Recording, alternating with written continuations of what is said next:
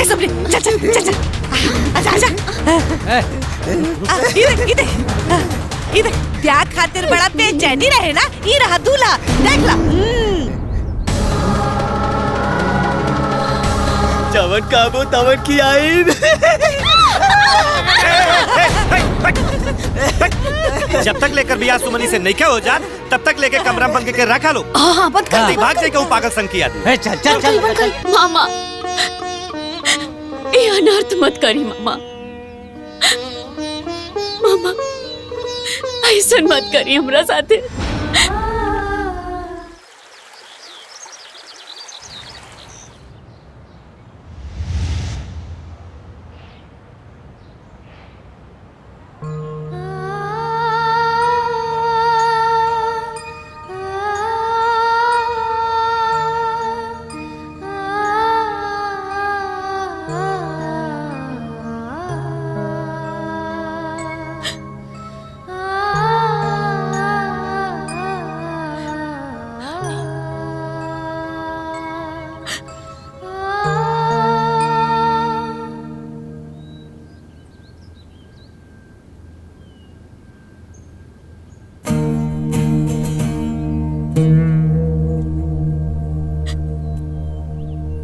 ए महारानी, अरे है मुआल का नानी के फोटो चमकौला से तार किस्मत ना चमकी, समझ लू।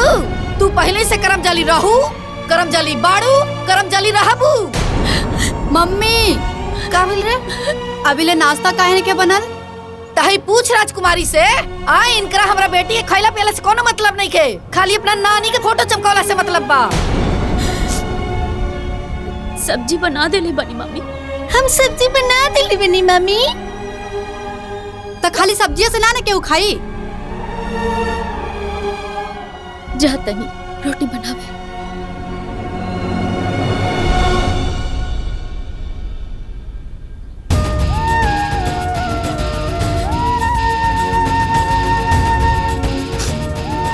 अरे जब ले इनका कहा ना तब ले इनका देह में फुर्ती ना आवेला। अरे चाहते नहीं के कि हमनी के टाइम से खाना पीना खाई जा। बताओ भला हमारे बेटी के कितना मुंह चुरा गइल बा। ए बेटा जाके 2 रोटी ज्यादा खा ले, ठीक नो? जो मला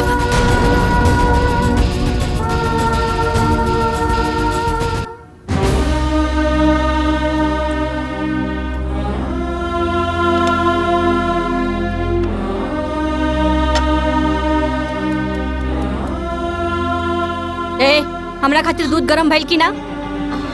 सिंपी खातिर ना रोटी बनावतानी, ई बना ले तो तोरा खातिर दूध गरम कर दे।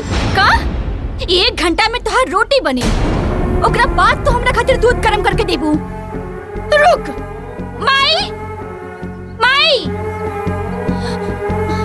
माई। कब है बिटिया कब है? ई देखो अभी ले हमरा खातिर दूध गरम करके नहीं खे देले और कहले पे कहा तड़ी पहले रोटी बनी ओकर बाद तोहरा खातिर दूध गरम होई। अरे तो चाहते बिया कि हमार बिटिया बिना खैले पीले मर जाई और ये पूरा घर में राज करी राज। हाँ? मन तो करता कि गैस के पाइप खींच के तोरा दहिया में डाल के तोरा पे आग लगा दी। रुक जा अभी बताओ ताली। ए जी सुनी, ए जी सुनी। का भइल काहे इतना चिल्लाता रू? चिल्ला के पूरा घर कपारे पे उठा लेता रू। हम चिल्ला रहल बानी? हाँ हम चिल्ला रहल बानी? वो रवा के सुनाई देता, लेकिन अपन भगनी के करतूत नहीं के दिखाई देत बा। हाँ? समझा देखा के ये पहले ही हमार कपारे पे चढ़ के बोझ बनल बिया, अब बर्दाश्त नहीं क्या होत हमरा से। मामी रउआ बेकार में परेशान होता नहीं, हम ऐसा कुछ नहीं की बोलनी। रवा भात के पतंगड़ बनावता नहीं। का? हम बात के पतंगड़ बना रहल बानी? हम बना रहल बानी? अरे झापड़ मार के तोरा मुंह से खून निकाल दे बबी। अरे भाई ने ही ऐसा ना बोले के। का भइल कुछ बताइबू? का भइल? ना टाइम से नाश्ता दे दिया, ना टाइम से दूध दे दिया, ना टाइम से कपड़ा धो दिया। अब पूछा तानी का भइल? अब तेहू तो अपना हाथ से दूध गरमा के ले सकत रहे ना। हमार बिटिया काहे दूध गरम करी? काहे करी दूध गरम हमार बिटिया? ये सब हमार बिटिया के हिस्सा के हा, तो हमार बिटिया नौकरानी बनी हाँ? और ये महारानी ममहर के धन खाई ना तो काम करे के पड़ी। अरे बुझाइल? और सुन ली रउआ के लाड़ प्यार से ही कपारे में चढ़ गइल बिया। अगर फटाफट हमार बिटिया के दूध नइखे आइल ना तो दोनों मामा भगनी के चटनी बना दे। बुझाइल? चला बिटिया, अरे चल चल बिटिया।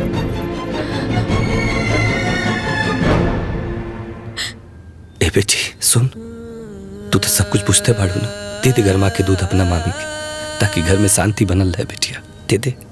ठीक बा मामा जी।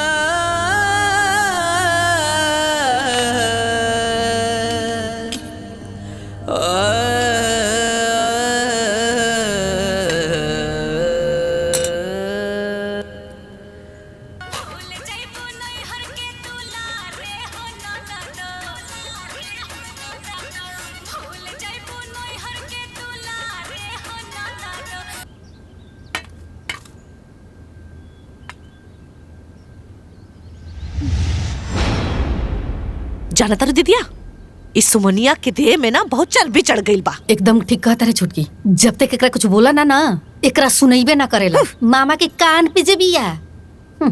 का करे, हमार तक किस्मते खराब बा।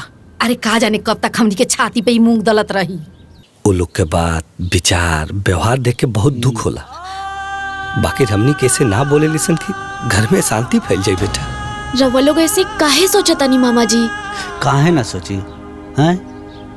तू हमन के भगली बाड़ू, बेटी समान बाड़ू। ए बेटा, अब तोरा प्रति वो लोग के दर्द होखे या ना होखे, बाकी हमनी के तो होला नु बेटी। हाँ। करेजा फाड़ जाता ही कुल देख।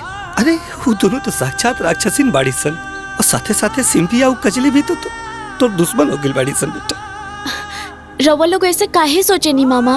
ऐसन काहे ना सोचल जाओ, तू ये घर का पूजनी बाड़ी, भगनी का पाँव पूजल जाला, लेकिन इन्हन का बुद्धि भ्रष्ट हो गई बा, सब के सब तोर दुश्मन हो गए हैं। मामा जी, वो दोनों हमार मामी बाड़ी और सिंपी और कजरी हमार बहन है। ये हमार घर है मामा जी, और आपन घर में आपन लोग के काम करे में हमके कोनो लाज न लगेला। हाँ बेटा, हम ही सब खुशी खुशी करे नी। खुश रहा बेटी, भगवान तो के हर तकलीफ से दूर रखे।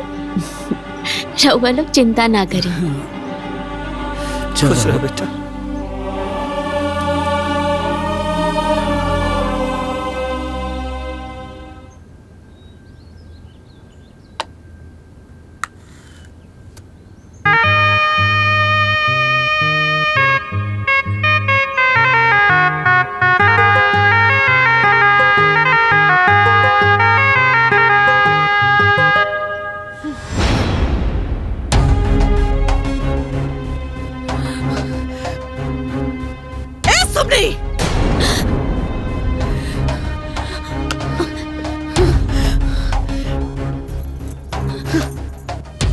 केकरा के दिखावे के बा? कोना खातिर इतना पाउडर पता तारू? कोना के दिखावे के बा? हीरोइन बनल कब करा? बुझाइल? कोई बोन फोन के मामा लोग के मुंह पे कोरी का पोतावे के बा का? ना मामी, वो ऐसे ही। ना मामी, ए बबनी ये ममहर में रह के ना मामा के नाम हंसावे के प्लान मत करो, समझ लू? सुन, सिंगार छोड़ा, हमनी के खातिर खाना लगावा, भूख लागल बा हमके। जा जा।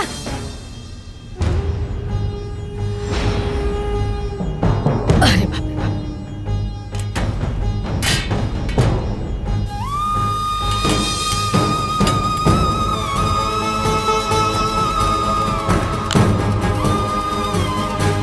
नी ना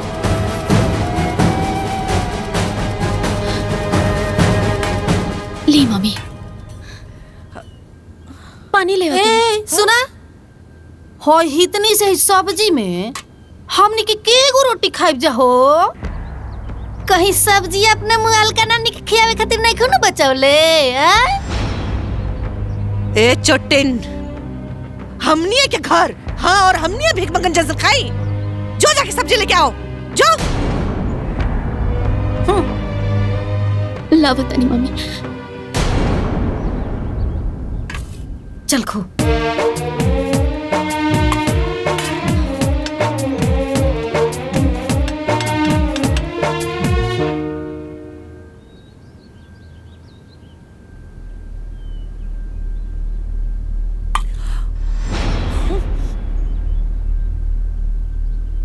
हाय देखा दीदी, अपना खातिर कितना सारा सब्जी बचा के रख ले भी यही लड़की। हाँ रे छोटकी, इ तो चाहती है कि हमनी के खोइला बिना मर जाई जा। आई अकेले असर पसर के राज करे। ना मामी, मामा खातिर बचा के रख। चुप कर चोटे, चुप कर। मामा की बच्ची, मामा चढ़ाई तो के कपार पर, लेकिन हम नहीं ना, बुझली? चल जाओ जैसे। ला दीदी सब्जी खा।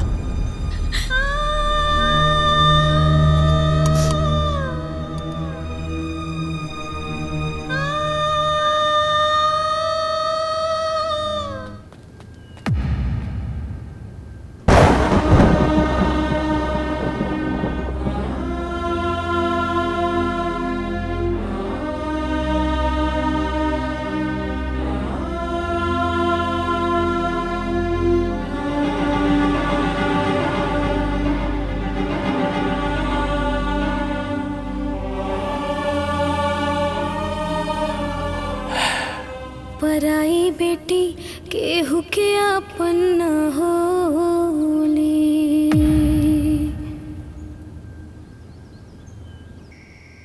का रे सुमनी, तार हाथ टूट गइल बा का? तने जल्दी जल्दी बिछौना लगावा, हमके नींद आवता। बस 2 मिनट में हो जाई।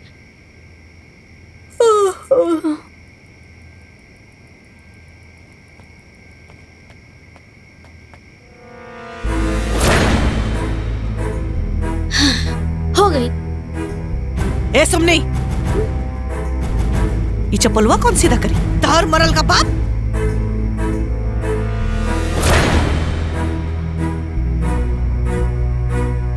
मामी, हम ना देखनी है। का? ना देखनी हा? काहे? अखिया से अनहर हो गई है का? जो ना दिखाइल हा? चल सीधा कर, चल।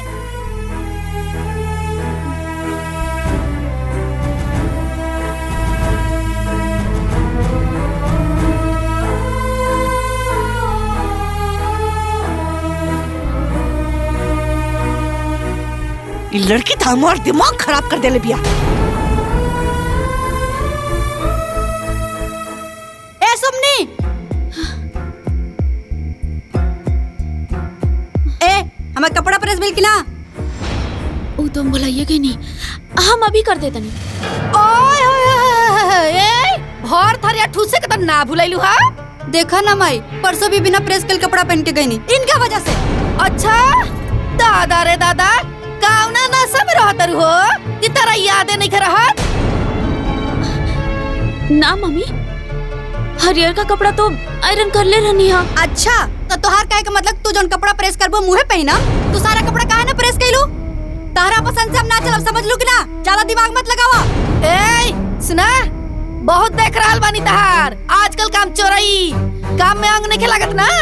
याद रखा, आज की आज हमरा बेटी के सब कपड़ा अभी अभी आयरन होके के चाहिए, नहीं ना तेरा हर कपड़ा भी आग लगा दे, समझ लू?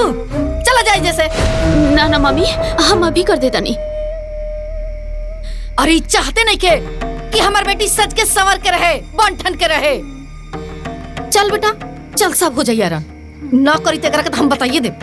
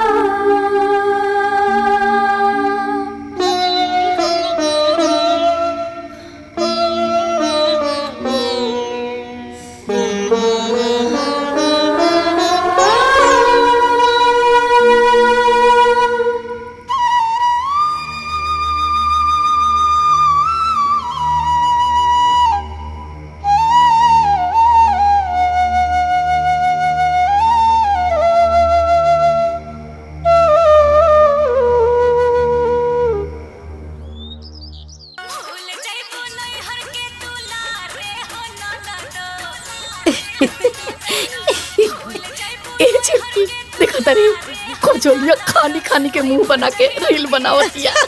अरे दीदिया खाली मुँहे ना बनावले, बहुत बढ़िया डांस भी करेले। हाय सिंपिया इहो ऐसा नाच नाच के रील बनावेले जैसे हीरोइन होके।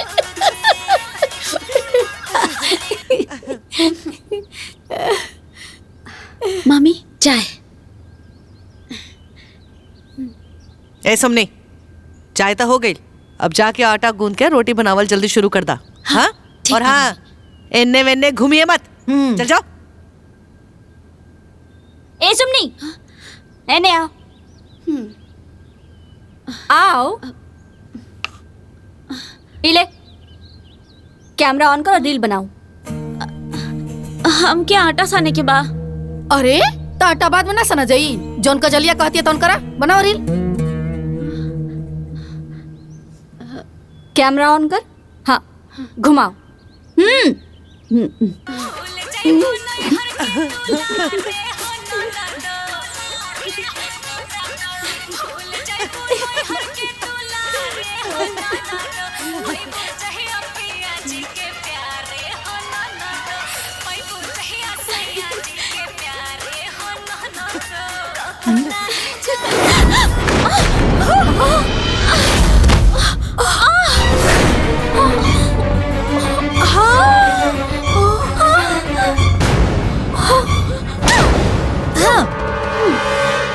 कमीनी, हाँ पगलिया अंधरा गई बड़े का ते हमार मोबाइल फोड़ देले। ये बताओ एकर भरपाई की करी बता। बोल बोल ना, बोल ना चट्टी। दिखा बेटिया दिखा। आई हो दादा, 20,000 रुपया चबा गई कलमुही। का रे कलमुही? अपने दादा के ताकत रले? एकरा पे ध्यान नहीं के गई? कलमुही कह के हम जान के ना गई नहीं हो, तरह से धक्का लगल तो गिर गए। मन तो करता ना तो हर जान ले ली। बाप रे बाप, हमार नया मोबाइल तोड़ दिली। आयो दादा। अरे हमनी के बेटी के पीछे पड़ल बिया, मारा से 8-10 लात हुमच के रीढ़ के हड्डी टूट जाए ना। मामी हम जानबूझ के नहीं की गईले, गलती से हो गई, हमारा ऐसा इरादा ना रहा। हाय देखा नाटकबाज, नाटक करत रही। बोला बन के नाटक करत रही। ये सब फोड़ के नौटंकी बाज मारे कर भागी मर। अरे अरे अरे ये का? अरे उठ बेटा, उठ बेटा उठ। अरे का भाई के करी हाल करता रू लोग? अरे भाई का? अरे आगले छोकर बने रे। हाय मोबाइलिया के हालत नहीं क्या दिखाई देते? एकर हालत बड़ी दिखाई देता रे सबके। अरे बेको मोबाइल का टूट गेल के बेचारे के जान ले ले बोलो। अरे चुप कर जी, आ गए पक्ष लेवे खातिर मन तो करता यही मोबाइल से एकर रीढ़ की हड्डी तोड़ दी। ना मम्मी, ना मम्मा जी, हम ये सब जानबूझ के नहीं की गईले, टूट गए रे। जरा दिमाग लगाओ दरू, ये लोग के देख के नाटक फैलाओ दरू। भागा यहाँ से तो गर्दन तोड़ दो तुहार। अब मुंह के ताकत तड़ू, भाग यहाँ से, भाग। चली जा खड़ा मार, भाग यहाँ से, भाग।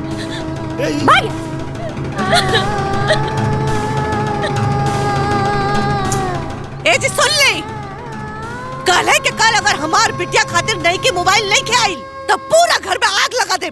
देख लिया। लोग करेला खाली हाल, पर दुख के हुना बाटे वाला, जिकरा पे सब कुछ बीतेला। अरे बिटिया, सुमन बिटिया उठ उठ उठ बेटा उठ उठ उठ बेटा। बिटिया चुप हो जा। मत रो बेटी। हम इस धरती के सबसे बदकिस्मत लड़की बनी का। अरे ना बेटी ना, जे तोहरा साथ ऐसा व्यवहार कर रहल बा, ऊ जे तोरा के रोआवता, तोरा के ढुकावता टुहकावता, ऊ ये धरती के सबसे बड़ा बदकिस्मत इंसान बा बेटा। अरे बेटा, जे दुख सहेला ना उहे सुख भोगेला। तोरे मामी लोग के का पता, जौने भगनी के रोआवत तानी ऊ पाप के भागी बनतानी, आ तू ई कुछ सह करके ना पुण्य बटोर तारू। हाँ मामा, कबो कबो हिम्मत हार जाता। अरे ना बेटा ना ना, तू अपना हिम्मत के बात के रख बेटी। जानता रू, ये दुनिया वाले जेके जितने नीचे दिखावे ना बेटा, भगवान ओकरा के उतने उच्च जगह दिलन बेटी, वो उतने उच्च स्थान पे बैठी। मन में हौसला रख बेटी, मन में हौसला रख, जौन भी होई ना सब अच्छा होई तोरे साथे। हरे राम राम राम।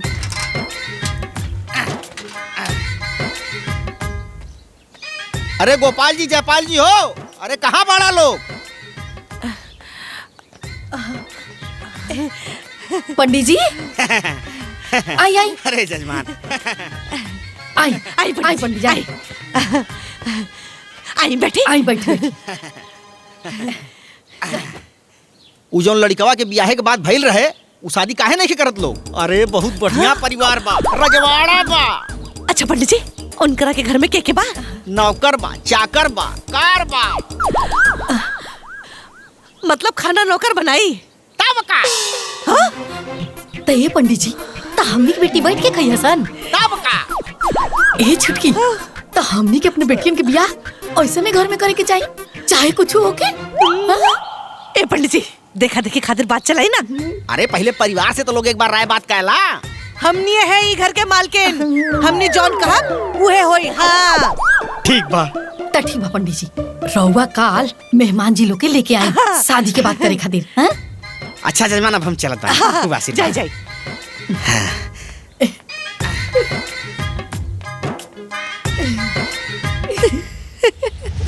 हाँ देखा, एके में के कप प्लेट आ गिलास चम्मच सब होके के चाहिए, समझ गइलू? भिखमंगा की तरह उन लोग के ना ले जाके 4 किस्म के कप में ना चाय मत दे दिया। ना मम्मी। और हाँ, हमनी भी स्टैंडर्ड में रहेला सन, और ये बात उ लोगन के पता चले के चाहिए, बुझली? और हाँ, 2 किस्म के ना बिस्किट आइल बा आ 3 किस्म के नमकीन आइल बा आ देखौर के आवते उ लोग के ना रसगुल्ला पानी मिल जाए के चाहिए, ओकरा बाद नमकीन आ फिर चाय, समझ लू? ठीक बा मम्मी। और हाँ, मिठाई चुरा के मत खाइहा। अगर हमनी के पता चल गइल ना, हाँ, तब पेटवा में हाथ डाल के निकाल ले। हाँ सुना, उ लोग के सामने ना भिखमंगा के नियन मत चल जइहा, ई दिखावे खातिर कि मामी लोग हमरे के नौकरानी बना के रख ले बा लोग, न तो धर के ना झोटवे में आग लगा दे। और हाँ, कचरिया से लिपस्टिक और काजल मांग के लगा लिहा। अगर हमार बेइज्जती भइल तो हड्डी पसली सब अलग करके रख दे, बुझली? चल जाओ जैसे जा।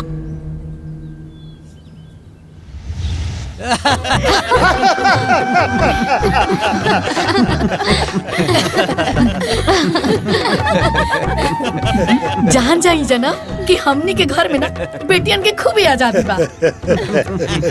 यही से ता ये दोनों भाई हम देवरान जेठान के बीच में ना कुछ बोलबे ना करेला। कहा जी सही बोल रहे हो बाड़ी। अरे ना ना महाराज, भौजी के काला का मतलब ही है कि हमनी दोनों भाई नु आपस में बड़ा प्यार से रहल जाला। कबो कोनो बात पर नोक झोंक ना भाई।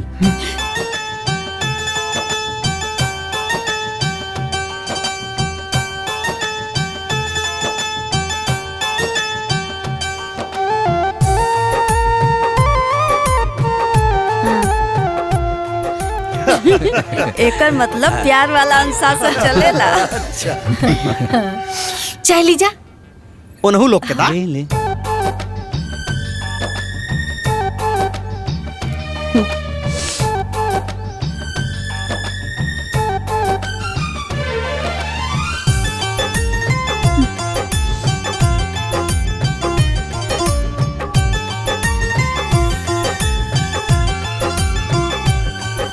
अरे बबनी लोग की भी तो बुलाई। देखा ए छोटकी आवतिया।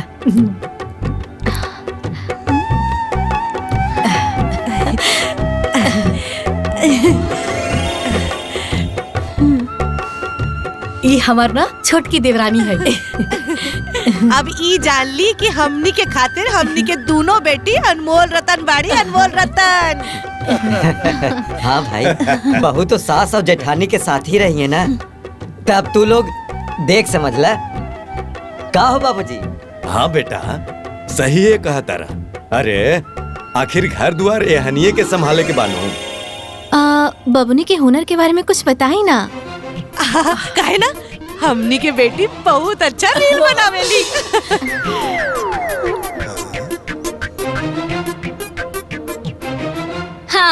और जीजा जी चाह ले ना तो दीदी उनके साथ भी रील बना सकेली।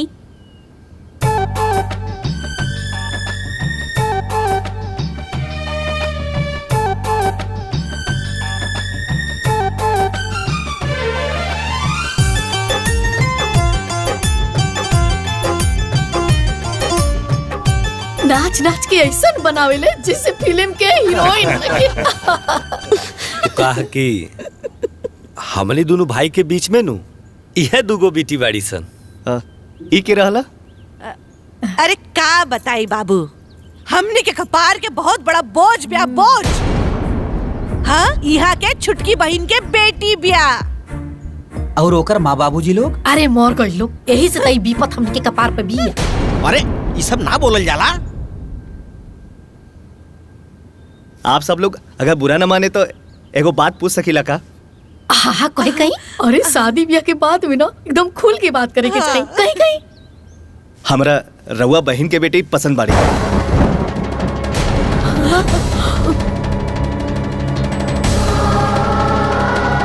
उठा उठा भाग यहाँ से, भाग। शांति शांति बात करा लोग, यहाँ के हित पाहुन है ना। अरे चूल्हा में गइल हित पाहुन। हाँ, ये कोनो बात होला? हमनी के घर में बैठ के हमनी के साथ धोखाबाजी। अब हमरा जे पसंद आइल हम ओकरा पसंद कर लेली। अब राउर बेटी हमके पसंद आई नहीं तो हम का कर सकीला? अच्छा हाय देख रहे छछलोल के मुँह छुछुंदर नाम सब सुंदर। अरे जंगवा सबके तन को लाज शर्म नहीं है काजी। ए बेटा उठ, देखत का है ये घर में बियाह शादी ना हुई। चला यहाँ शादी वादी ना हो। चल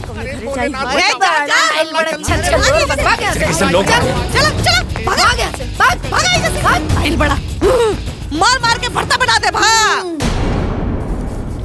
अरे दादा हो दादा, पहले से अपनी बेटी के सुख में हिस्सेदार बनले रहे, अब इनके भागियों में हिस्सेदार बन गई। आज एकरा चलते हमारे बेटी के बियाह कटल बा। हे भगवान, अरे दादा होता देख मुंह में फोड़ा पड़ जाए, नकटेड़ी कहीं के एकर मुंह करिया हो जाए। इतना ना सुंदर है हमारे बेटी के बियाह ना कटल रही। अरे रहे दा दीदी, रहे दा, वो कल मुई के चक्कर में मत पड़ा, रहे दा। छुटकी का रहे दी, देख ले ना कितना सुंदर लड़का रहे, कितना स्मार्ट लड़का रहे। अरे ओकर सूरत हमरा हाथ से नहीं के उतरत, सब एकरा चलते मन करते एकरा मुंह पे आग उछल दी। अरे सुना, अब इतना निम्मल बिया ते मेकर कौन दोस्त मारे शरापत ताड़ू। का जरूरत रहे कूद कूद के आगे आवे के कलूटी। तब का अगर माई कहले ला से साजे सवर के तो का जरूरत रहलत ना चटकार लिपस्टिक लगावे के और आंख में काजल और मुंह पर इतना मेकअप थपे के का जरूरत रहला। देखा देखा मतलब देव तो लोला रंगल रहीस, आंख में काजल लगैले रहीस। ऐसे तो महीने में 4 बार पार्लर जालिस, आज काहे ना जाके मेकअप करे ले रे। बात करती है ठीक ना गेलू एकरा चक्कर में मार के। और तू के तो बता दे, नहीं रुक जा। अरे जाए दा दीदी, ई कल मुही के चक्कर में अपन बिटिया पे हाथ ना उठाओ जाला। अरे जाए दा, बहुत लड़का मिली है। ए बहूजी तू गुस्सा मत करा। अब सुमनी इतना सुंदर बिया था, ऊ बेचारी के हमें का दोस्त बा।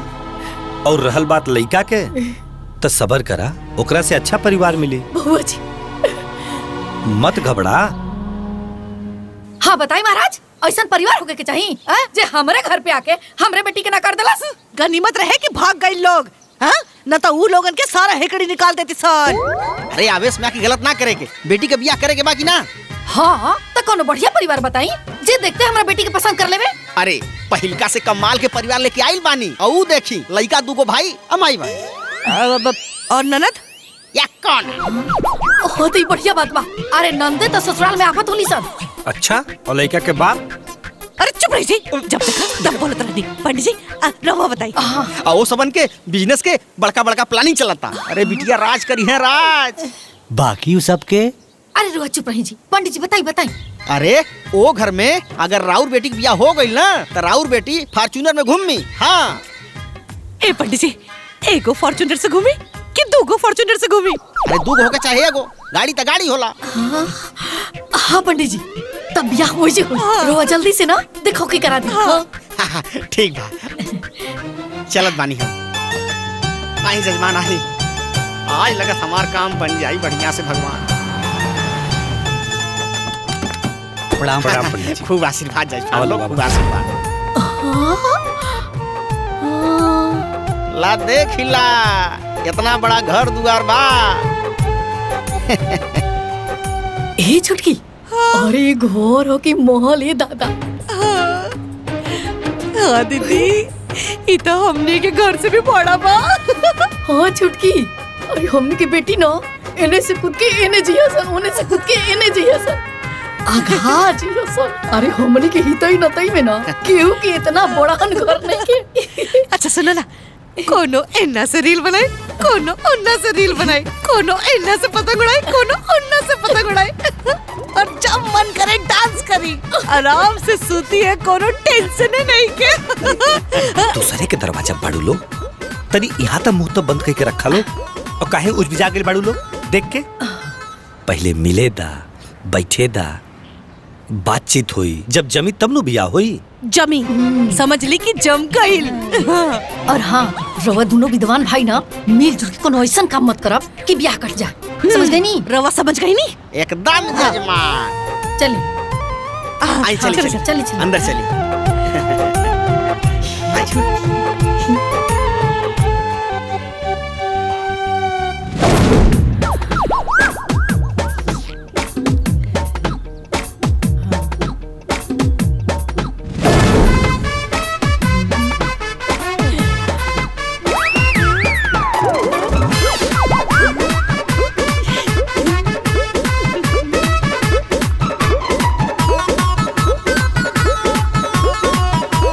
छुटकी, हो इतना किस्म के मिठाई और 3 किस्म के नमकीन और ऊपर से बिस्कुट। ए दीदी, हमार बिटिया लोग ना पूरे दिन भर नमकीन बिस्किट खात रही है। अरे खानाओ खाई हसन। चुप, दूसरा जगह आइल बाड़ू लोग, आराम से बात करो। अरे जाहिदी। अरे नमस्ते। अरे बैठी बैठी बैठी। हाँ।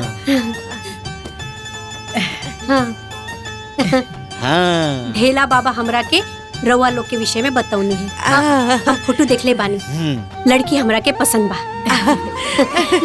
अरे वो तो फोटो हुआ वाला ना। हाँ हाँ, तनी सा फोटो खराब कर देले बा ना, तो हमनी के लड़की ना ओकरो से सुंदर लगेली।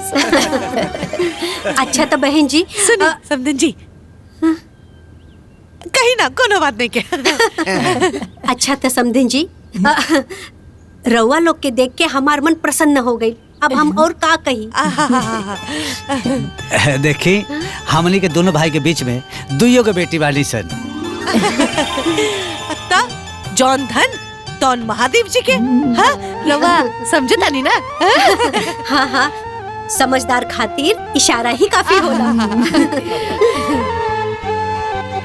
अरे जैसन हमनी के बेटी खातिर घर खोजत नहीं जाना सपना में, वैसने घर मिल गई। बाकी रहुआ लड़कन के देखा दी। हाँ हाँ, काहे ना। ए बेटा लोग, अरे आवा लोगन।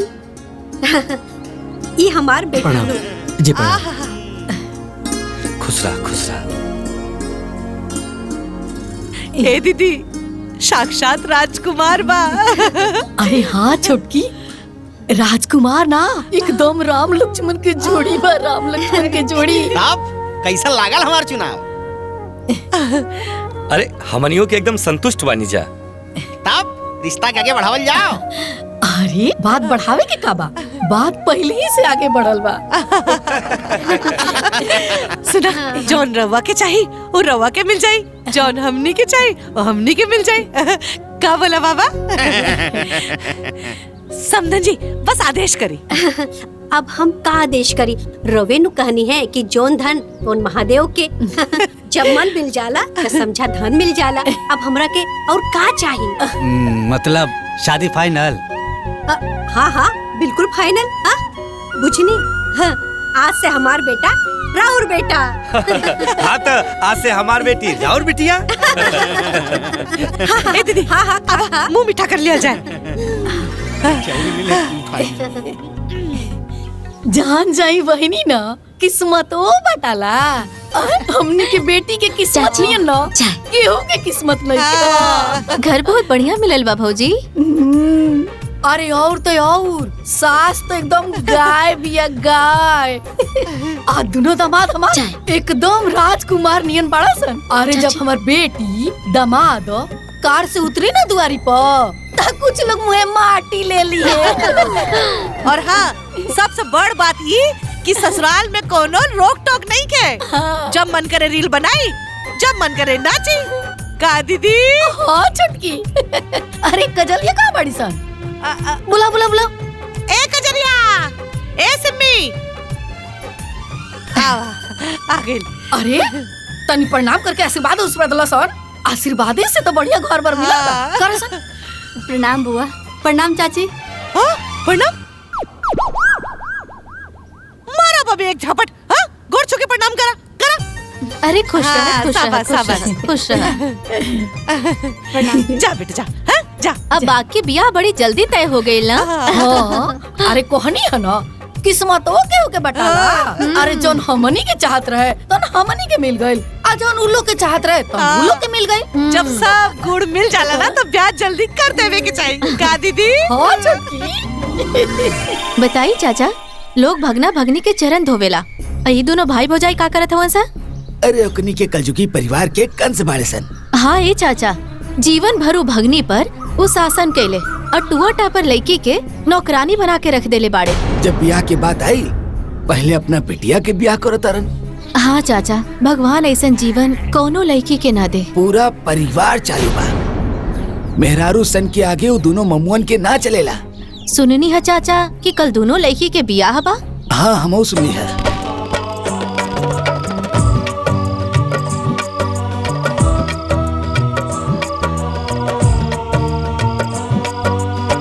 ओम द्रौ शान्ति अंतरिक्षगम शान्ति शान्ति आप शान्ति रोषधय शान्ति वनस्पतयः सर्वगम शान्ति शान्ति रे देवा। ओम मंगलम भगवान विष्णु मंगलम पुंडरीकाक्ष मंगलाय तनोहरि। संकल्प ले। हाँ लोटा पानी दाओ। अब वर वधू फेरे के लिए खड़े हो जाएं।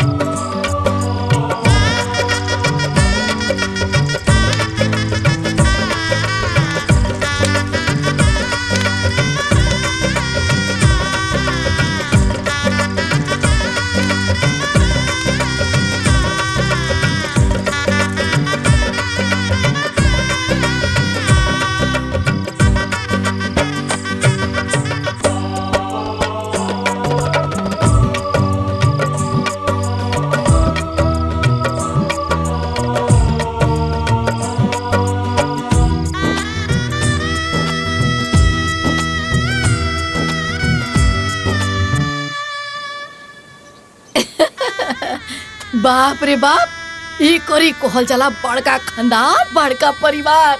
आज तक के गांव में की कोर इतना बारात में आयल हुई। हाँ दीदी, हाँ?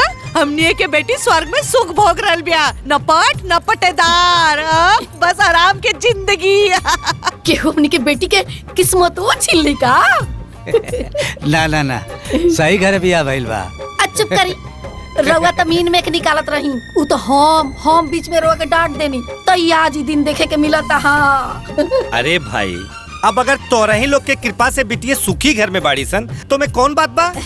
अरे ई देखा खाजा के मिठाई, एकरा तक कोनो जवाबे नहीं के। तू लड्डू खा, दिखाऊ मिला। लड्डू बढ़िया बा ना? अरे बढ़िया। अब तो सब रिफाइंड में बनावेला, ई तो शुद्ध देसी घी में बनल बा। घी में तो गांव में बंटवा दा लो। अरे तो सुमनी भी है ना, बांट दी। ए सुमन, भाई साहब में बांधल बा, ले जाके गांव भर में बांट दा। ये कहे बना बांटे जाई हैं? हम बहना बांटे खातिर गांव में से आदमी बुला देता नीनू। काहे? ई कोनो महारानी है? ई ना आदमी है? हाँ? और ज्यादा कपार पे मत चढ़ाई लोग। ए सुमनी, चल उठा और बांट के आओ। पहले ऊ ले जाके ऊ में बांधल बा, ऊ बांट दा, ओकरा बाद लेके जाइए। बनाओ तनी तब तक हम। जा जल्दी। सब रखा सब लोग मिठाई उठाई लेके जाइए। हाँ। चाची तोरा घरे बना दे देले बानी। ठीक बा बेटा।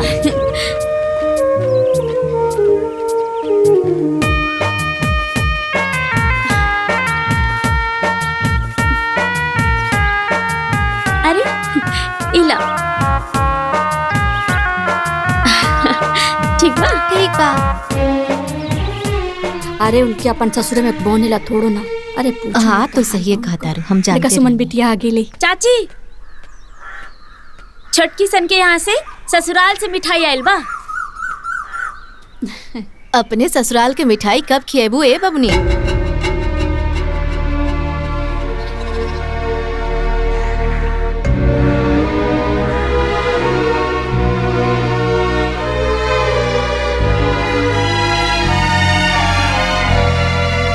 चाची छोटकी सन के यहाँ से बहना आयल बा।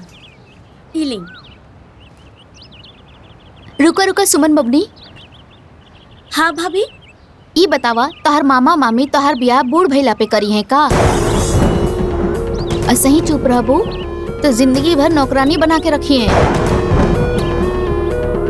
समय निकलला के बाद तोहरा के कुकुर भी ना पूछी। जिंदगी भर कुंवारे रहबू कुंवारे। ऐसे काहे बोले तनी भाभी? जन सच्चाई बात हम बोला तनी। तोहरा के बुरा लगा था एमे हमार का दोष बा?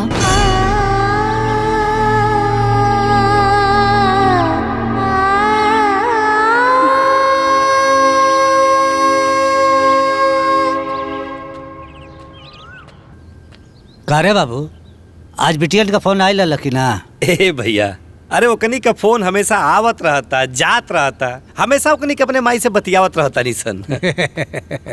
मामा जी का बेटा? एगो बात कहल चाहतनी। कहा?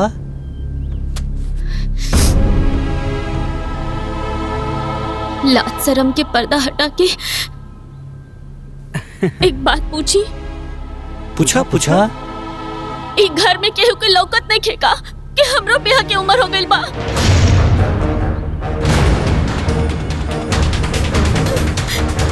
हमर ब्याह कब होई मामा? बाप रे बाप। हाय देखी जी, दादा रे दादा, ई आज तक हम कोनो लड़की के ई पूछे के अपना बियाह के बारे में ना सुनले रही। अरे इतना बेशर्मी के हाथ हो गइल बा। हाँ? ई ब्याह भी ना बिगड़तिया। एकरा के मरद चाही, मरद। गुलछड़ा उड़ावे खातिर, हाथ में हाथ डाल के घूमे खातिर। हाँ छोटकी, एकदम सही कहा तारे। अरे दादा रे दादा, एकरा से पहले रुआ सबके मुंह में करिखा पत दे। एकरा पहले एकरा खातिर लड़का खोजी, न तो एक दिन पेपर में छप जाई। हाँ? कि मामा ब्याह ना कइले और भगनिया भाग गइल। हाँ, अरे जितना जल्दी हो सके ना एकर बियाह करी। अरे अब दुद्दू को लड़की का बियाह के लिए। हाँ, एगो और बियाह, पैसा कहाँ से है? हमार माई के हिस्सा तो रहे ना।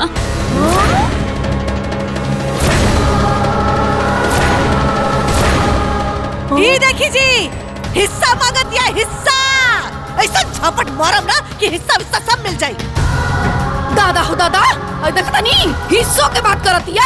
अरे एकरा मन में कितना बात बाजी।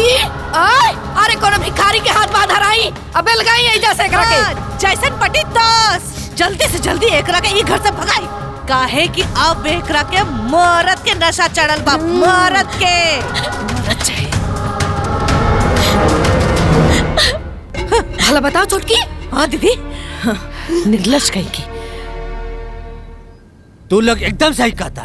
ये लड़की एकदम मनसोख बिया। अरे मनसोखे ना जी, एक नंबर के भीतर घोंक बिया, भीतर घोंक। अरे हमनी के बेटियन के देख के ना धौंकत रहेले। उता अच्छा भल के भगवान रोआ सबके सद्बुद्धि दे दलान कि जल्दी समझ में आ गई बात। सही कहता रो भौजी, बिल्कुल सही कहता रो। ओकरा के त हमनी के अपन भगनी समझल जात रहल गइल। अब भगनी समझ के सब माया मोह में रहल गइल हो। बतावा भैया, ओके तनको बला शर्म नाई में मर्दवा अपने बियाह के बात करे में हो। तनी सना और चढ़ाई कपारे पर। अब समझ गई नू। सही कहता रो। अरे ऐसा तो मन करता कि ओकरा के छोड़ दिया जाओ। अरे वो अलग के दुनिया में बा। हाँ, ये बात पूछी लोग। हाँ, बुझ गई जा, बहुत अच्छी तरीके से बुझ गई जा।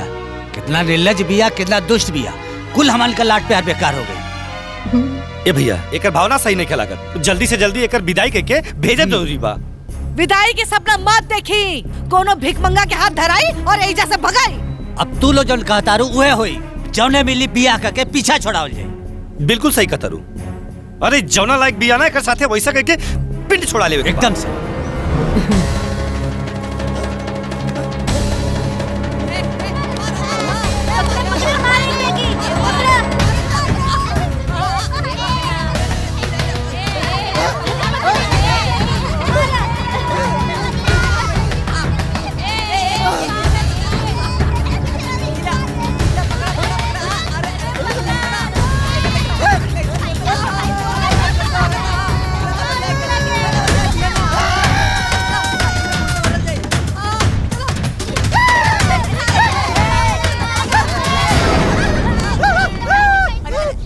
चले भागा सर। निकल।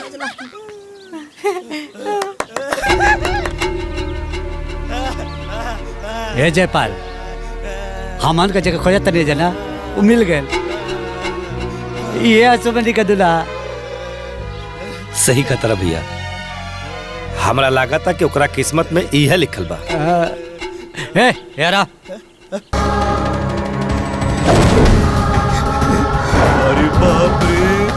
अरे बाप रे बाप, गोर गोर मेहरारू। हमारे पास ना एको घर भी बा, ओमे खूब पैसा रखले बानी, जवन काबो तवन की आई। जब तक लेकर बियाह सुमनी से नहीं क्या हो जात, तब तक लेके कमरा में बंद के रखा लो। हाँ बंद कर। भाग जाए वो पागल संग की आदमी। चल चल चल चल चल चल अंदर चल।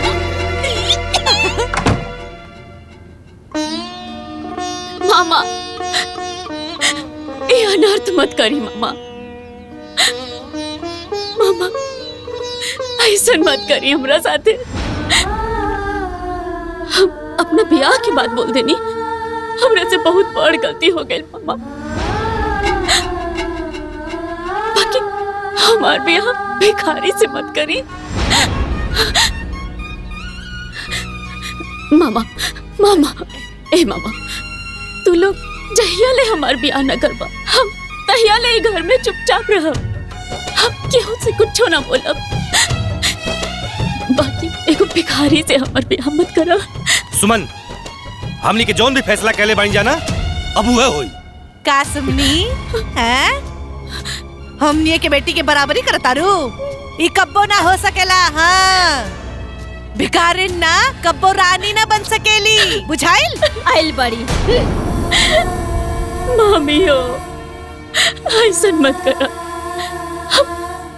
हम तोरा लोग से कुछो ना मांगब, बाकी हमार ब्याह एगो भिखारी से ना करा।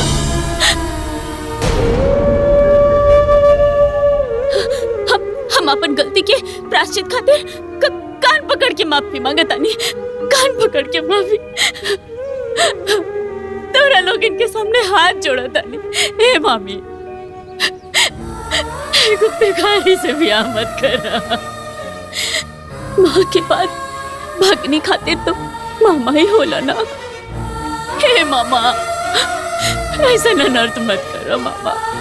हम ना कब्बो तो नहीं लोगन से कौनो शिकायत ना करो। हाँ, सुना है ना, फाटल किस्मत सटाला ना, समझ लू। अन्ना बटले बटाला किस्मत, भगवाने राजा बना के भेजेला नहीं धरती पर लोग के। आ सुना, राजा से तहार बियाह हो जाई तब भिखरिया से के करवइयो। अरे ओकर घर कैसे बसी?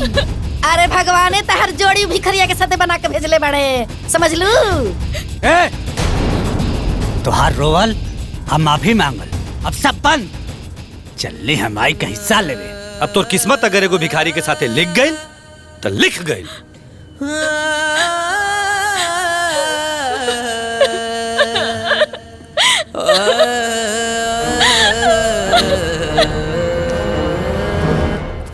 जौना 2 3 हाँ। कुल हो गया 4000 रुपया, टोटल 15। अरे फोन आइल बा, उठाई। हाँ जी बोली। तोरे भतीजी का ब्याह करतानी। चाहे ब्याह करा चाहे श्राद्ध, हमसे का मतलब बा? हाँ? दीदी जी, हम बताता नहीं करा के। अरे चरकटवा, कम से कम 500 रुपया तो दे दे, तोरा भतीजिया के बरमाला खरीदी जा।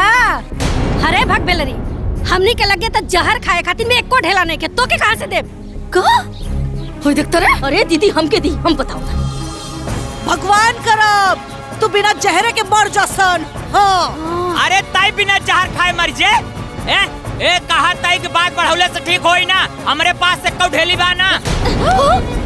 हाँ तो ठीक बा, फिर हमनी के दोस्त मत दिया, फिर चाहे सन हमनी के ब्याह करी सन।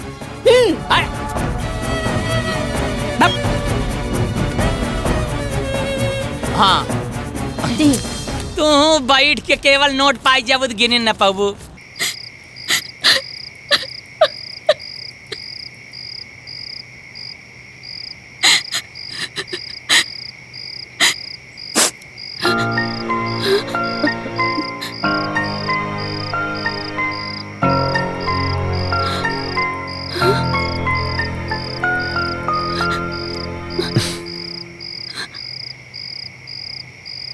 ई घर हमार बा।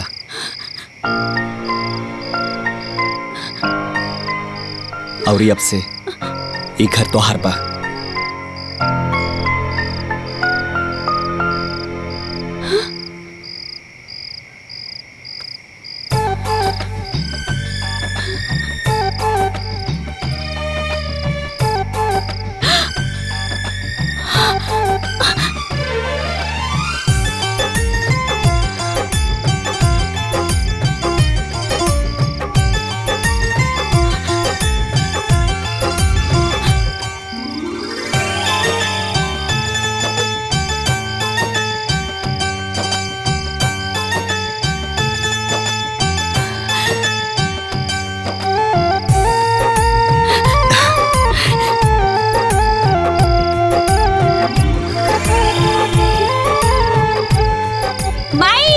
भैया भाभी के लेके आ गई ले।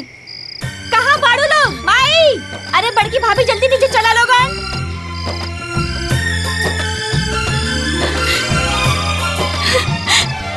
बाकी बात बाद में बताई।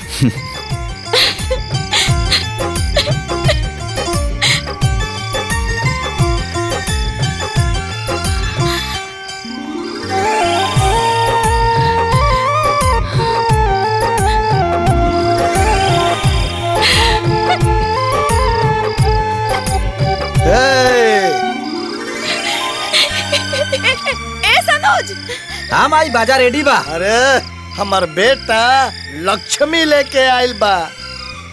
ए बाजा वाला लो, बाजा वाला।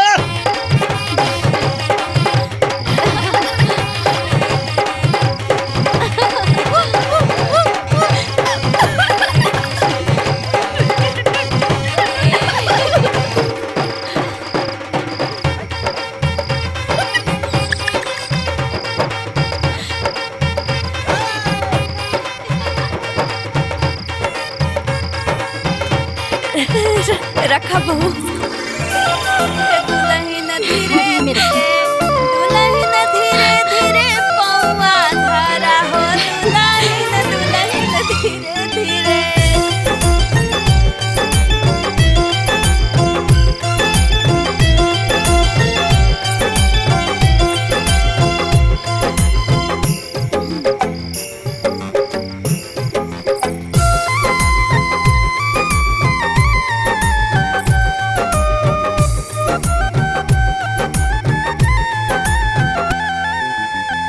खुश बाड़ू ना?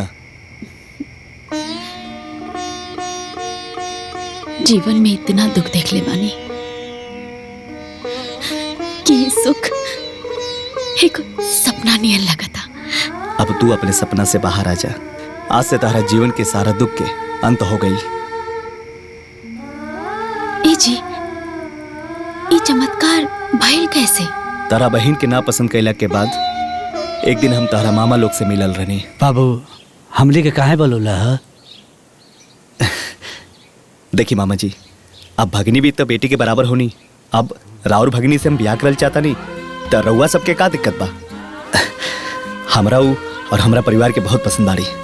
देखा बाबू, अब इन कुछ हमार पारिवारिक कलह बा जो हम तोहरा के नहीं बता सकत।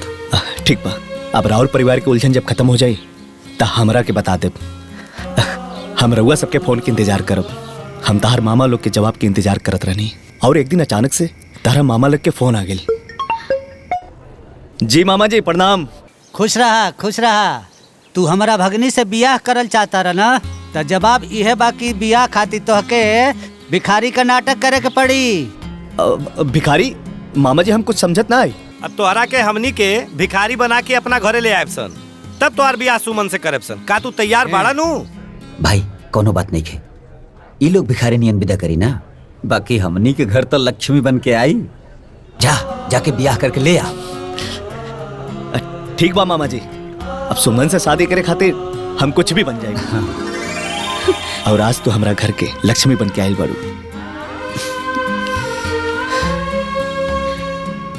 हम तारा से वादा करता नहीं कि तू सुख के खातिर जितना तरसल बाड़ू तारा पे उतना सुख बरसी।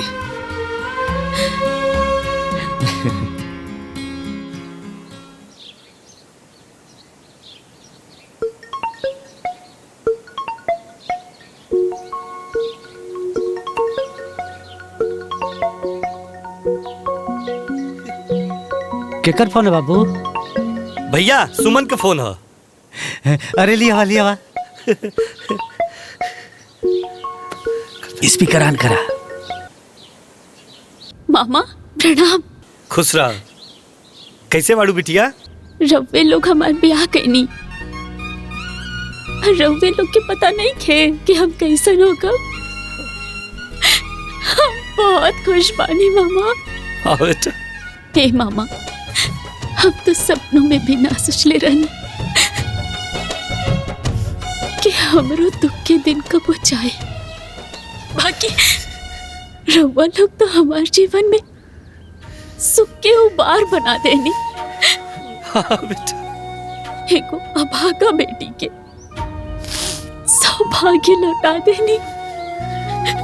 जीवन में जितना दुख के घाव रहल ना मामा, सब भर गए। हाँ बेटा। जितना स्नेह की कमी भइल रहे सब पूरा हो गई मामा। आज ये बात तो सच साबित हो गई ना।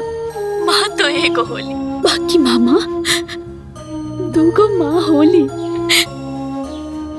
जानता नहीं मामा जी, आज हम इतना खुश बानी, भगवान से ही मनावतानी कि हे भगवान, हमरो मामा लोग के हमरो उम्र लग जाए।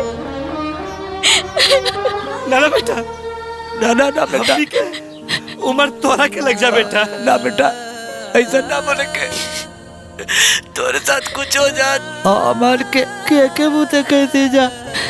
ए बेटा, ए सुमन, हम जानता नहीं रखी तोरा साथे ना तोर दोनों मामी लोग बड़ा अन्याय कैले वालों बिटिया। बाकी वो करियो के माफ कर देना बेटी, माफ कर देना बेटी। माफ कर दे। मामा लोग हमरा जीवन में इतना खुशी देके अब काहे रोवता नहीं? चुप हो जा लोग। मामा रउआ लोग हमारे ब्याह करे खातिर बहुत नाटक करनी ना।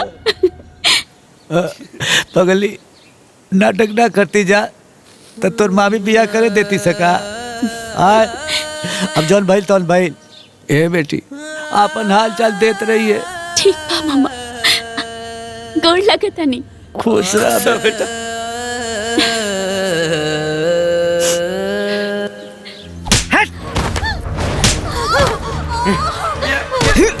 तोर तो रवा लगन के ब्याह के बेरा बोले के चाहिए ना 50 लाख। ए, अपन माई के फोन लगावा और बोला कि हमके 50 लाख रुपए चाहिए। ए, तोरा नियन गोबर लड़की से बिया बिना फायदा के क्या करी रे? 50 लाख रुपया चाहिए तो चाहिए। लगावा फोन। ना हम ना लगा। अपन माई के फोन लगावा। अरे फोन लगाबू कि और कुटी तू लगन के? चल फोन लगावा। फोन लगावा। पकड़ फोन। फोन लगावा। पकड़ा। ए बेटा, ऐसे ना मनिए, एकनी के लाठी लेके मार। ना रुकी हम बोल लगावा तनी मारे माता। लगाओ जल्दी फोन। अरे बिटिया लोगन के फोन है। हाँ बिटिया। भाई ये लोग पैसा खातिर हमने के मारत पड़े। अरे बाप रे। हाँ भाई, ये लोग कहा था 50 लाख रुपया मांगा मुर्गी फार्म खोले खातिर भाई। अरे हमारे बिटिया लोगन के 50 लाख रुपए खातिर मारे तारे लोग। हाँ भाई 50 लाख। अरे तो अपने सास के फोन दे उनका के। फोन दे जरा। अरे बोला, हम भी सुनतानी, बहिर देखे फैल बानी। बोल ना, क्या बोले के बोल ना। का जी रो बेटा लोग के इतना मजाल कि हमनी के फूल जैसन बेटी के मारे के हाथ उठावता लोग। अरे भाई तो खाली हाथे से मारता, लठियों भी दहले बानी, थूर दई है लोग। चुप कर दो। हम अपन बेटी के फूल जैसे पालत रहनी, हमरा खातिर सोना बा सोना, और तू उनकरा के मारत तारू। अरे सासू जी, अरे कुल हमरे खातिर कोयला है सर हो। ए सासू जी, हमनी सबका मुर्गी फार्म खोले खातिर 50 लाख रुपया दे दी लोग। ओकरा बाद ई कोयला सन का सोना बना के रखा। अरे तरुआ अपन खेतवा जमीनवा काहे की बेच देत जी? का कहलू है? जमीन बेच दे तू, हाँ? और तू जोन कहले रहलू कि रउआ की जोन चाहिए तो मिल जाए, तो दी ना, काहे ना दे तू? 50 लाख रुपया चाहिए तो चाहिए, नाता लोगन की आवाज भी सुने के ना मिली।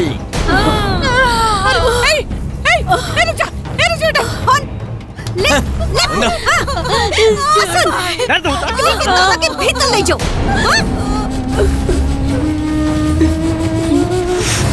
आज से खाना पानी बंद। चलो चलिए। 50 लाख रुपया कैसे ना मिली? फूलबाड़ी, बड़ी फूलबाड़ी। अरे चिल्ला के का फायदा बाहो? अरे हमने के जाके बात करत आनी सन। हाँ? का बोली हा? बात करब, का बात करब, का बात करब? ओका सास चपड़ चपड़ करके हमार दिमाग खराब कर देले बिया। अरे रवा बाप पानी की दुश्मन। बेटी लोगन के कोनो दर्द नहीं के का? ये सब दर्द हमनी के बा। अरे बुढ़िया के ना माथ पर के केस नोच लेब जा, एक एक रोआ नोच लेब जा। हमनी के देह में ना आग लगल बा, आग। और सुन लीजिए अब केस होई और बात अब सीधा कोर्ट में होई। हमार फूल जैसे बचियन के हाथ लगावले ना, अब बताओ तनी उनकरा के हम। अरे समदिन के साथ साथ ना उ दोनों दमादो पिटाई हसन। अब बुलडोजर लगा के उनके घर ना ढावा देनी जा। एक बाप के बेटी ना सब होई, उन लोग के बिल्कुल ना छोड़े के। बाकी हम लोग के जाके एक बार बात तक कर लेवे दा। का बात करब रउआ लोग? अब रउआ में कोनो पावर नहीं है। अब बात हम करब और हम जाइब। निकाला गाड़ी। अरे बुढ़िया है ना, आओ आगे नहीं जा। हमनी के तोर नानी ना याद दिला देनी जता कहिए। निकाल बाहर, ईंट बजा दे। हमरा बेटी सब के मर पे आज तोरा बुझाई। तारे इतना मजाल कि हमरा बेटी सब के सताइबू। आ गेल बन जा हमनी के। हां आ गइलो तो का कहले बू लोगन? हां का करबू? तारे साथ करब। हमार बेटी का हमारे साथ। ए बेटा, ए बेटा, ए बेटा। हां का ई देख। ए सासू मां, फोन पे का बात भइल रे? तू लोगन के समझ में ना आइल रहे का? 50 लाख रुपया लेके आइल बाड़ू का? पहले पैसा ओकरा बाद बेटी के दर्शन। बोले नीलू। अच्छा तो तू लोग हमरा के धमकी देता रहो। आय अरे हमनी को में के माई ना है जा कि बेटी की तकलीफ में देके छोड़ के चल जाइब जा। फालतू बहस ना, पैसा की ना पैसा। चला निकला यहाँ से। और पैसा ना दे तब जैसन बिटियन की कुचाई हो रहल बा ना, वैसे तोहनियों की कुचाई होई। अच्छा तार दादा खियाइले बने का कि हमनी के कुटबू? अब देख कैसे कुटाई होला। हमनी के कुटब जा। अरे मर हमने के। आओ तो हुआ, तो हुआ। लाठी ला लाठी। अब तू चाहिए इस लाठी। कहां भागत है? रुक रुक। कहां भागत है? रुक रुक। देख ले देख ले जा। देखना छोड़ो ना तो लोग के। रुक जा लोग। अरे कोर्ट कचहरी कुछ ना, पहले पैसा। अरे आओ ना। बुढ़िया बड़ा बदमाश भी है दादा। आवा आवा ने सब जनी। अब भाई तो लाठी से तोड़ले बानी। चल निकल। बाप रे बाप, ना जाने हमरा बेटियन के सुख में के कर नजर लगाएला। हमार बिटिया पता ना कौन सा गड्ढा में गिर गई लो दादा।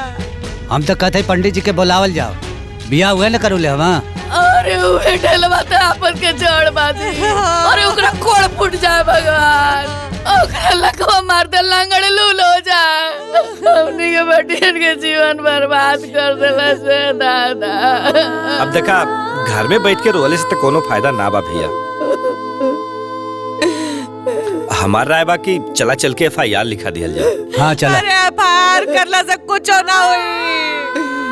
पुलिस वाला ओकरा घर जाए, पुलिस वाला घूस ले घूस।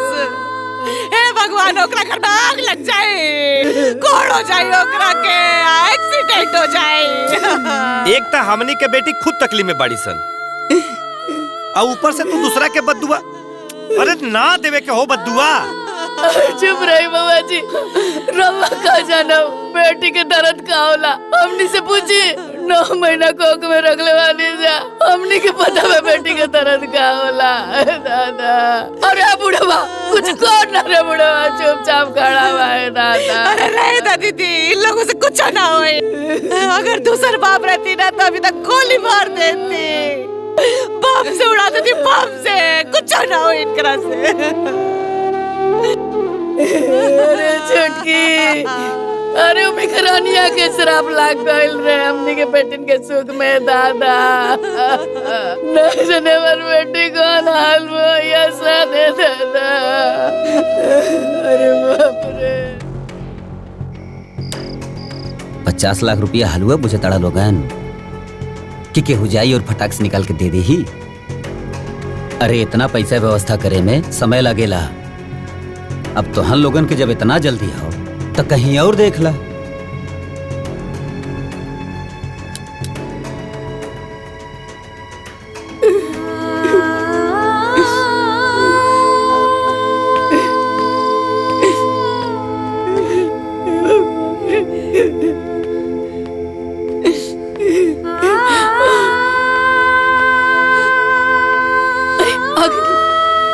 जी बात हो गई।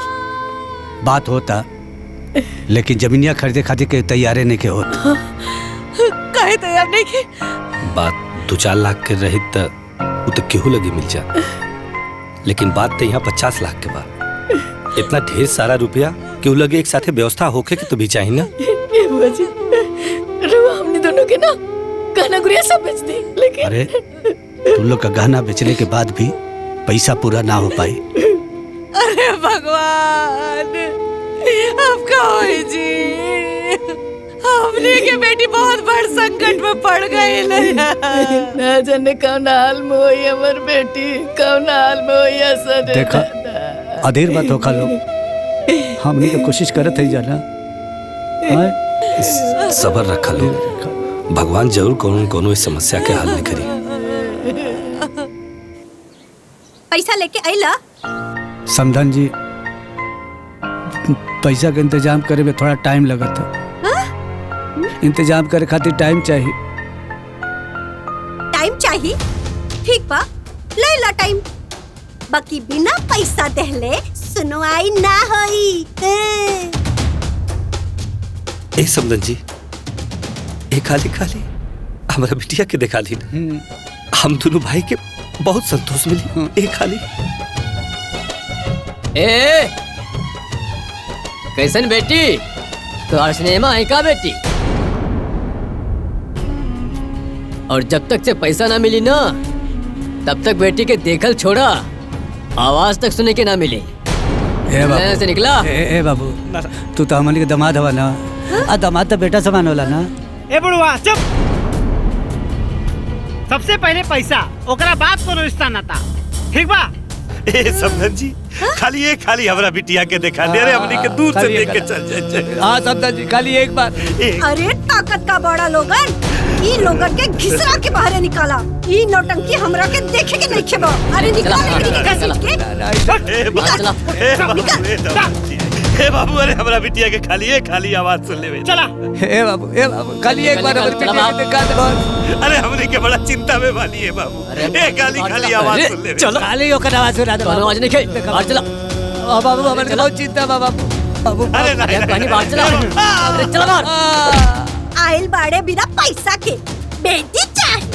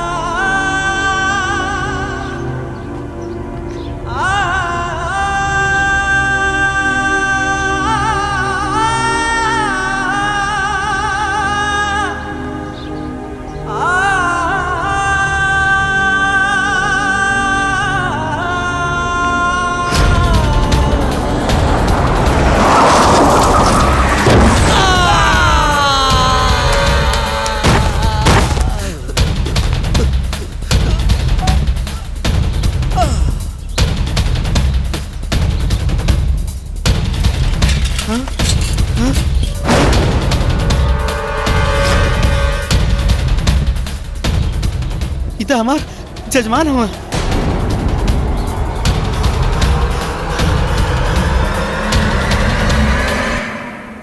हेलो बिटिया हम ढेला बाबा बोला था नहीं तो यार दोनों मामा लोग एक्सीडेंट हो गई बा। का एक्सीडेंट हो गई मामा लोग के? हाँ हम उ लोग के उजाला हॉस्पिटल में भर्ती कर देले बानी और तोरा मामी लोग की खबर कह देले बानी। तू जल्दी से आजा बिटिया, उनकर हालत बहुत सीरियस बा बिटिया। ठीक बा।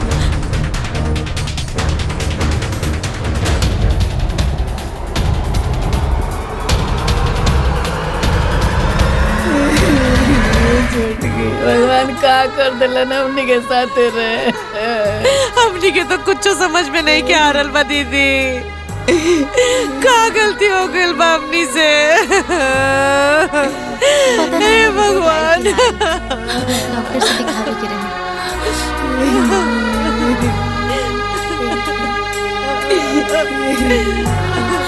मामी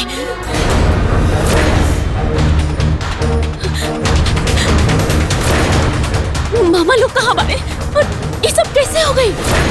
अरे भागिन मनहूस अगले छोकर बने। अरे तोरे शराब लागल बा, हमनी के मरद के ही हाल भइल बा। अरे कल छपिया, अरे विपत्ति कब टिकेगी? भाग यहाँ से, भाग। ये क्या सब्जी मंडी लगा रखा है आप लोगों ने? समझ नहीं आ रहा है ये हॉस्पिटल है? अरे नर्स बबनी तू नहीं को जाना, ये घटना के जड़ी है कल मुही बिया। एकदम चुप रहिए, आप कुछ मत बोलिएगा। I'm really sorry. सिस्टर, हमार मामा लोग यहाँ एडमिट बाड़े। कहाँ बाड़े वो? अच्छा, ये लोगन के पति? हाँ, वो जनरल वार्ड में है। इस तरफ? हाँ, इस तरफ। अरे वो लोगन एकदम चुपचाप, एकदम शांत होकर बैठ जाएं।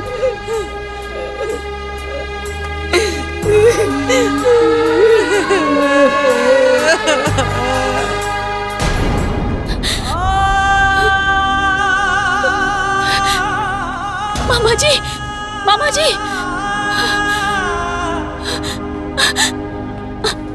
मामा जी, मामा जी, हे भगवान।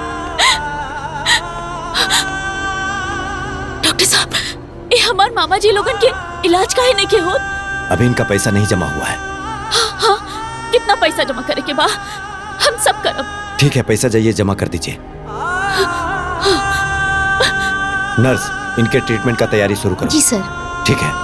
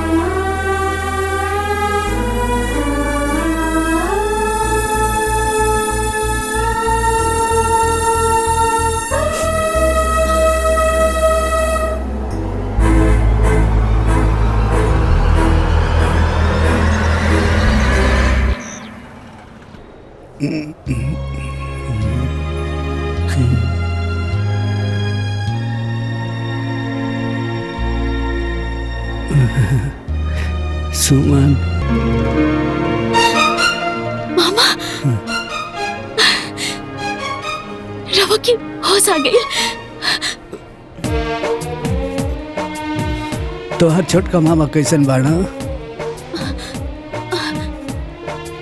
अब ठीक बानी भैया। सुमन, मामा जी, ठीक बानी। रवा लोग के कुछ ना होई मामा जी, हम बानी ना, रवा लोग के कुछ ना होके दे।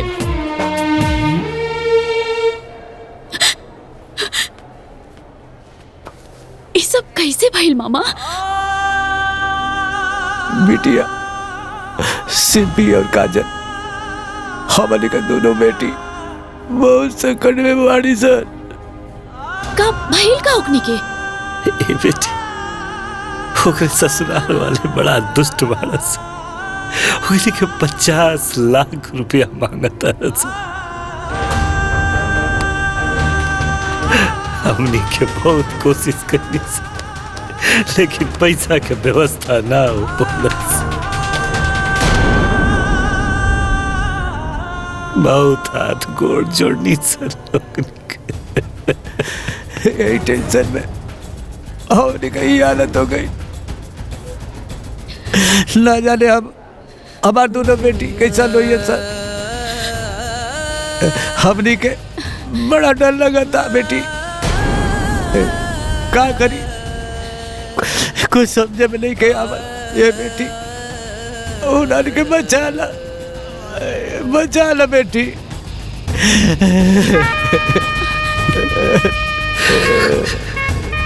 रवा लोग एकदम चिंता मत करी मामा, हम बनी ना।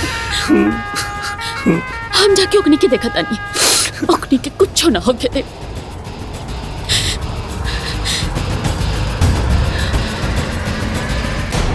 काजल, सिंपी, काजल, कहाँ बाड़ू?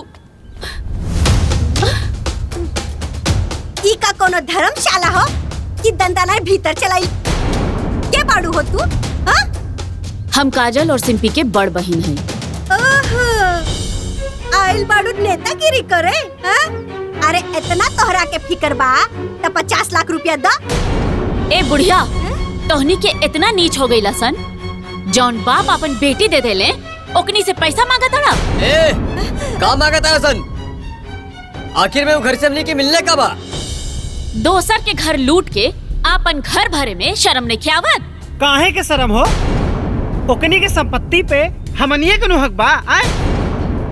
वैसे भी हमनी के तो मुर्गी फार्म खोले के बा, ओकरा लिए पैसा तो चाहिए। तका गुंडागर्दी करबा? मर्द बाड़ा लोग तो अपन मेहनत से पैसा कमावा और मुर्गी फार्म खोला, और ना हो तो कटोरा लेकर सड़क पर बैठ जा भीख मांगे खातिर। ए, भाषण मत दा, ठीक है? पैसा दे क्या था, पैसा दा। ना तो जैसे दोनों बुढ़ियन के मार के भगाइले रहनी नु, वैसे तोहरा के मार के भगाई। अच्छा, मारब मारब, मार के भगावा लो। मार मार के मार।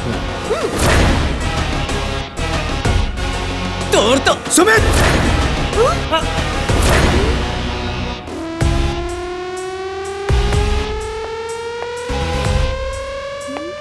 साहब रहुआ अपने औकात में रहा लो। अतहनी के जाने खातिर बता दे कि ई हमार धर्म पत्नी है। साहब हमने के माफ कर दी साहब। हमने से बहुत बड़ा गलती हो गई साहब। मैडम माफ कर दी मैडम, बहुत बड़ी गलती। मैडम माफ कर दी हमने के, हमने से बहुत बड़ा गलती हो गई साहब। अच्छा ठीक बा, खड़ा हो जा लो। अगर हम एक फोन करती ना तब महिला उत्पीड़न के केस में तहनी के सारा जीवन चक्की पिसत पिसत पिसा जाए। ना साहब, हमने के माफ कर दी। हमने से बहुत बड़ी गलती हो गई बा साहब। हमार बेटा लोग के माफ कर दी साहब, माफ कर दी। हाथ जोड़तानी साहब, हाथ जोड़तानी। सर हमने के माफ कर दी, हमने के स्वार्थी हो गए रहनी सर।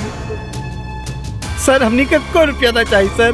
हमने के माफ कर दी, हमने से बहुत बड़ा गलती हो गई। वो लोगन के हम लक्ष्मी बना के पूजब सर। हमने के को पैसा ना चाहिए मैडम। हमने बहुत स्वार्थी हो गए रहनी जा। मैडम हमने के को पैसा ना चाहिए। हमने के कुछ ना चाहिए। माफ कर दे जा हमने के। तोहरा लोगन के मदद के जरूरत तब बा। ए जी 50 लाख रुपए के चेक काट के दे दी।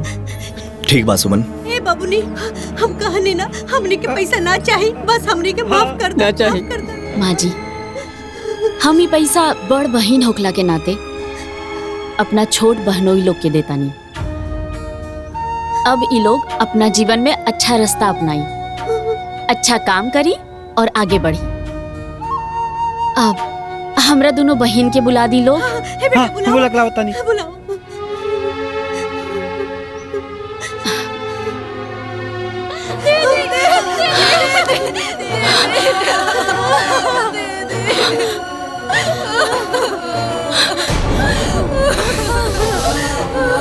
दीदी ये लोग इंसान ना जानवर बाड़े। ये लोग हमने के बहुत सतावले बाड़े दीदी। हाँ दीदी, ये लोगन के पुलिस के हवाले कर देवे के चाहिए और एकरा के फांसी की सजा होवे के चाहिए। हमने के खूब सतावले बाड़े। नहीं देखा।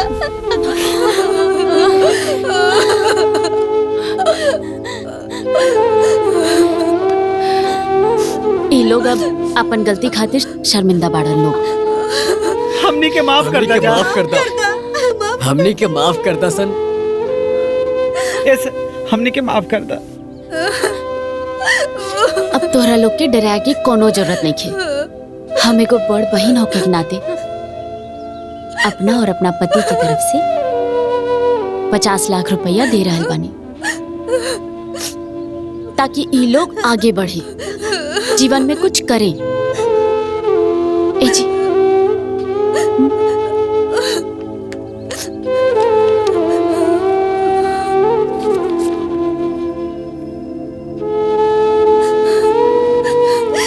दीदी ये 50 लाख रुपया तू दे रहल बाड़ू? हाँ, और ये 50 लाख रुपया तोहरा जीजा जी के मेहनत के कमाई बा। दीदी ये सब कैसे दीदी? ये सब हम बाद में बताई। अभी हमरा साथे चला, काहे कि दोनों मामा के एक्सीडेंट हो गइल बा।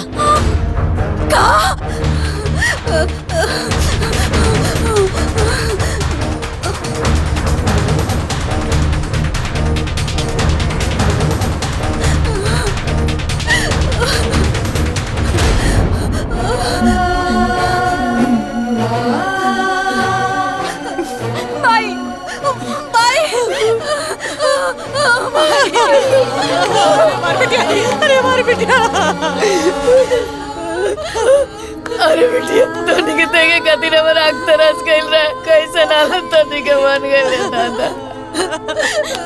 अरे मार बिटिया तू ठीक बाड़ू ना?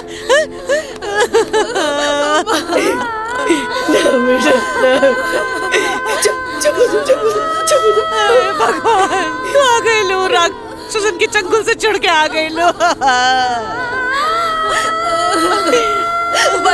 माई हम पापा के देखे जाता नहीं। हाँ माई, बाबूजी कहाँ पड़े? चल दीदी।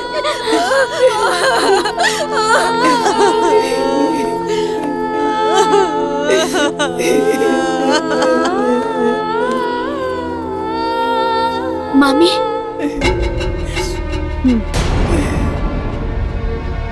चिंता के कोनो बात नहीं खे। मामा लोग फिर आ गए लेते का देखेल बड़ा का इतर मामा मार गइल बड़ा की जिंदा बड़ा। अरे कर श्राप लागल बा अपनी के परिवार पर, श्राप लागल बा। अरे कल वो ये मनु से देख देख हमनी के सुहागा भी जिंदा बा। देख देख अरे हमनी के बेटी तोरा ने बिना बाप के नहीं किसान और के बाप जिंदा बा जिंदा। अरे तोर भी पता हमनी के ना खाई रे ते भी पता इस भी पर तू कलंक है, तू मलूस है, तू हमनी के चबाई डाल बाड़े रे।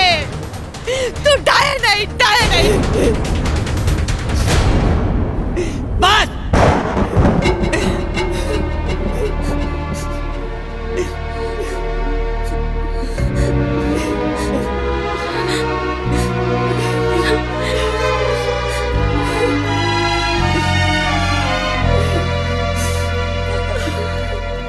अब कितना बोलबू सरे के? अरे दुष्ट औरत, ई आज जौन भी हमनी के बैल वाला सब तो हनी के कुकर्म के फल। अरे बिना माई बाप के बेटी के तोरी के रोआ रोआ के मुआ डाला सर रे, मत मुआवा सर रे। अरे कलही आज हम के जिंदा है सर ना कर दे ना।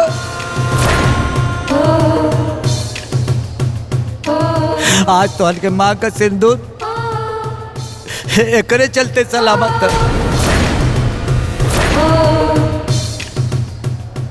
अरे कुतिया पूरा अस्पताल का खर्चा ये उठो ले बिया। हाँ भाई, अगर हमने के तोहरा सामने सही सलामत खड़ा बानी जा, ये सब दीदी के वजह से। दीदी सही कहा तड़ी। ये 50 लाख रुपए ले जाके दिहली हम आई। अब तेकरा के बकस तलो, अब तेकरा के रोआवल छोड़ तलो।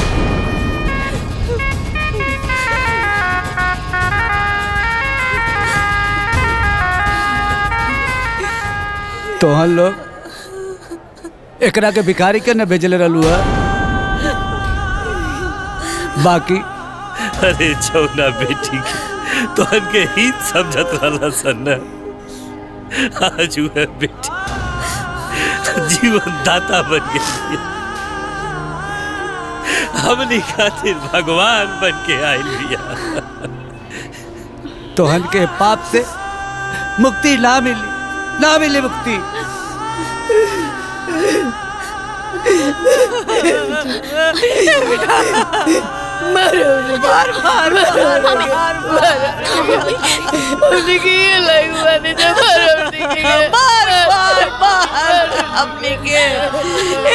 सजा हमने के खातिर बहुत कम। बार बार बार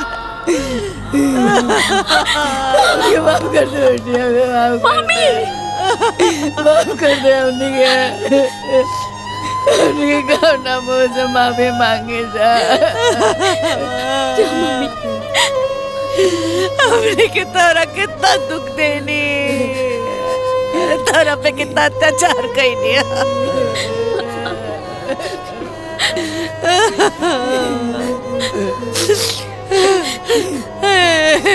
ए बेटी, हमरा के माफ कर दे बेटी, माफ कर दे। हमने के माफ कर दे बेटी, हमने के माफ कर दे बेटी। बेटी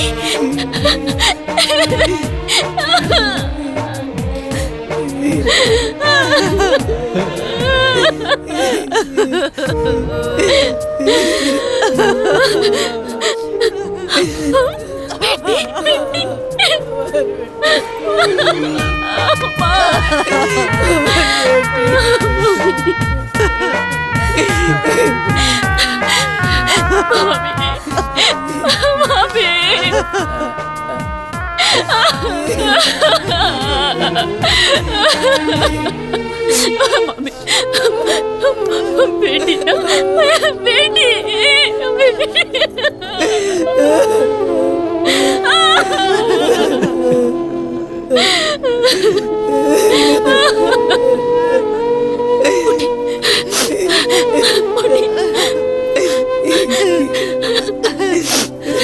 बिटिया, तो हमारी बिटिया है।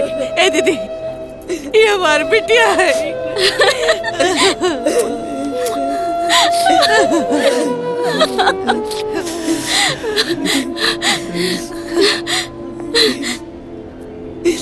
ए बेटी, तारा के तुम देख लेनी, पर तमाची कहाँ पड़े। प्रणाम मामी जी।